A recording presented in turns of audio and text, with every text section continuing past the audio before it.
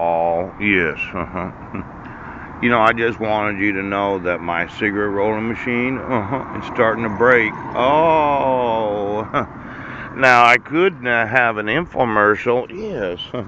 Isn't that right? Isn't that right, Coach? Let's say you're a woman, and you understand the approximate 28 days of your own cycle. Yes.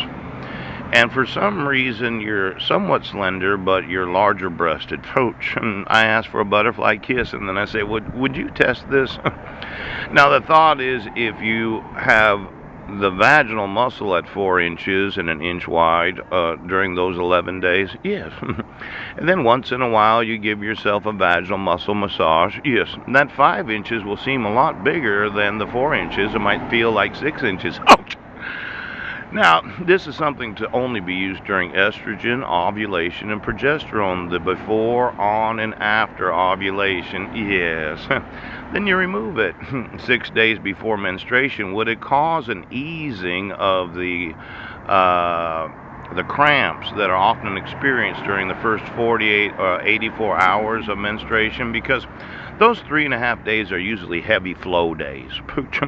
So would it be better, healthier for your actual menstruation if you were to use this muscle memory stretcher so that there's a relaxing of the vaginal muscle 6 days before menstruation, and then while menstruating, then after that, it's 48 hours, you decide to get yourself 4 or 5 beers and eat two of the cheapest pizzas that you can purchase with the intention of just having normal sex without that muscle memory there, pouch, thinking that you'll rehydrate the muscle and the intestines and causing a large bowel movement so that you're not constipated for the rest of the month. Yes!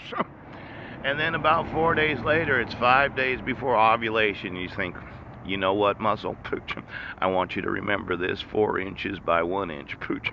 You just keep it in there and you do your female exercises, variation of the ballet. I know that if you were naked, and it'd be difficult to keep it in there unless you had a tightening effect on the muscle itself during that approximate 45 minutes of stretching each morning. Yes, it does. Might slip out. But if you had that type of muscle control and you had the strength of 1 pound of weight for those that are F cup and larger, or 2 pounds of weight for those that are ABC and close to D, it could be that during those 11 days, 5 days before and 5 days after, you might have greater control of the muscle, causing a greater stimulation of the cervix orgasm. Yes. Then after ovulation, you got that 5 days where muscle remember progesterone. Gosh, the eroticism. A lot of men, they would say, well, you got something in there. Mind if I take it out? But the truth of the matter is, if it was designed correct, it could be very, very healthy for slender women, that have menstruation problems and also have a difficulty conceiving. Now, I'm not trying to stereotype, okay? Let's say you're a big-backed woman with big breasts. Why is it that we think that the larger the back means, yeah, well, exactly how long is it?